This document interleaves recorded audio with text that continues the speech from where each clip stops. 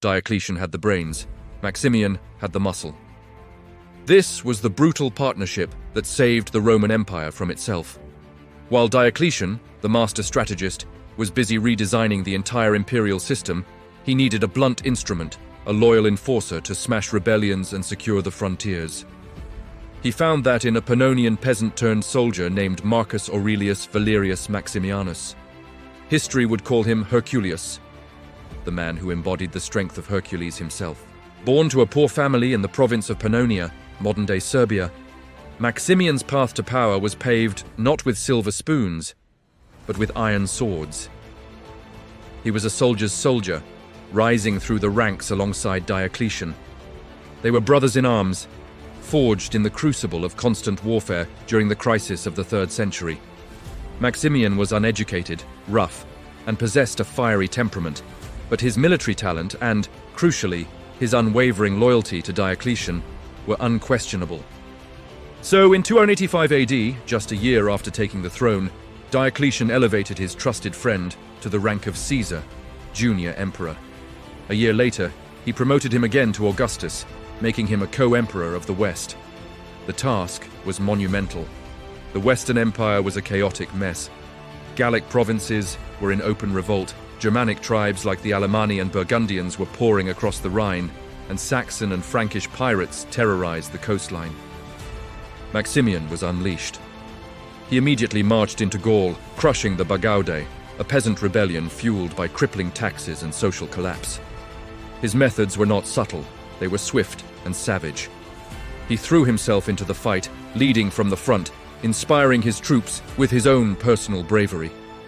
His message was simple: submit or be destroyed. By 286, Gaul was pacified. Next, he turned his attention to the Rhine frontier. For years, Germanic tribes had raided Roman territory with near impunity. Maximian launched a devastating campaign deep into their heartlands. He didn't just repel the invaders, he pursued them, burning their villages and taking their people captive. He established a scorched earth policy that made the cost of raiding Roman lands terrifyingly high. He reinforced the border fortifications, establishing a new, aggressive defense that took the fight to the enemy. He was securing the empire not by building walls, but by projecting overwhelming power. While Maximian was securing the land, a new threat emerged from the sea. A naval commander named Carausius, tasked with clearing the English Channel of pirates, decided he liked the power. He defeated the pirates but kept the loot, declared himself emperor, and established a breakaway empire in Britain and northern Gaul. This was a direct challenge to the authority of Maximian and Diocletian. Maximian's first attempt to invade Britain was a disaster. A storm destroyed his fleet in 289, a humiliating setback. But Maximian was relentless. He appointed a subordinate, Constantius, the future father of Constantine the Great, to systematically dismantle Carausius's continental holdings. By 293, Constantius had recaptured the key port of Boulogne, cutting Britain off from the mainland. The renegade emperor Carausius was assassinated, and by 296, Constantius had successfully invaded and restored Britain to the Roman Empire. This success was part of Diocletian's grand new vision, the Tetrarchy, or rule of four. The empire was too vast for two men to govern.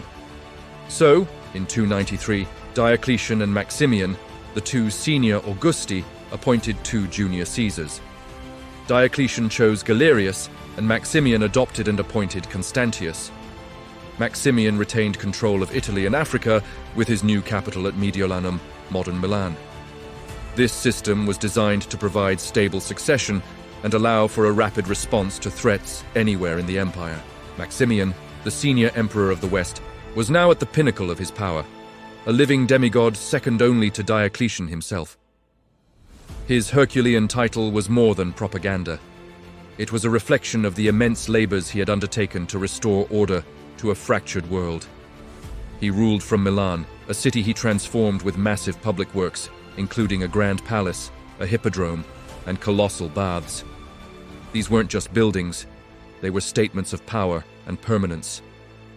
While Diocletian was the architect of the new Rome, Maximian was its foreman, builder, and guard dog all in one.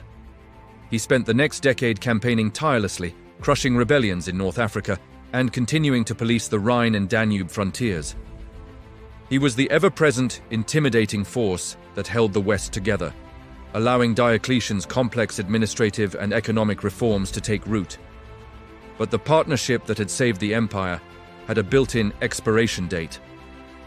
On May 1st, 305 AD, in a move that shocked the Roman world, Diocletian abdicated, and he forced Maximian to do the same.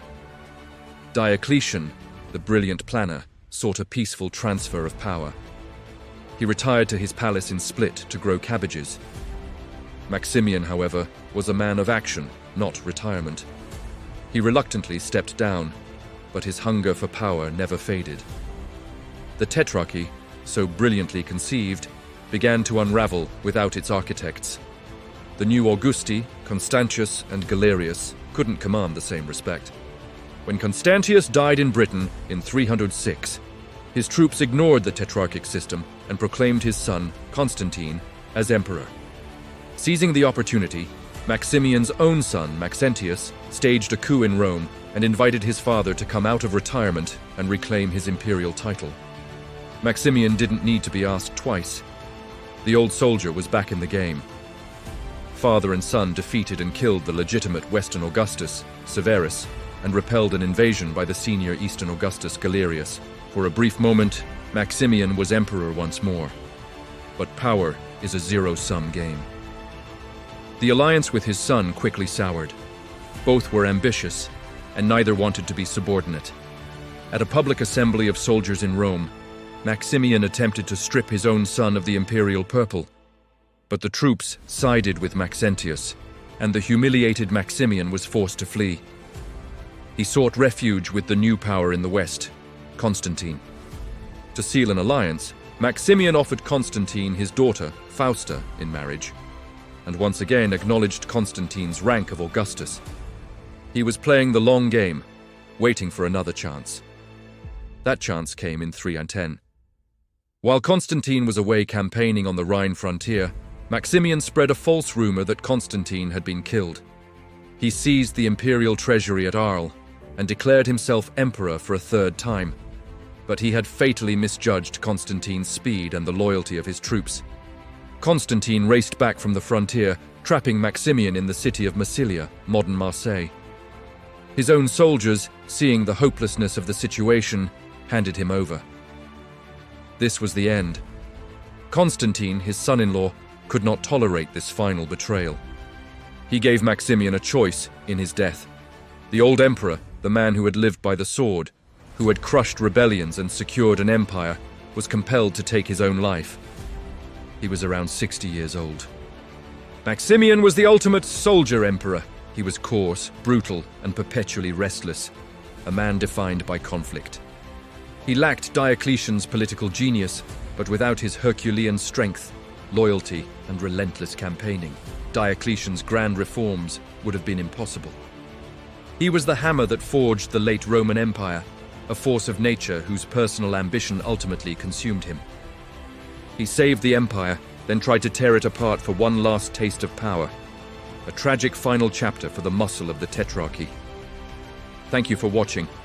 If you found this journey into Roman history compelling, please hit the like button, subscribe to the channel, and ring the bell for more stories of the figures who shaped our world. We'll see you in the next one.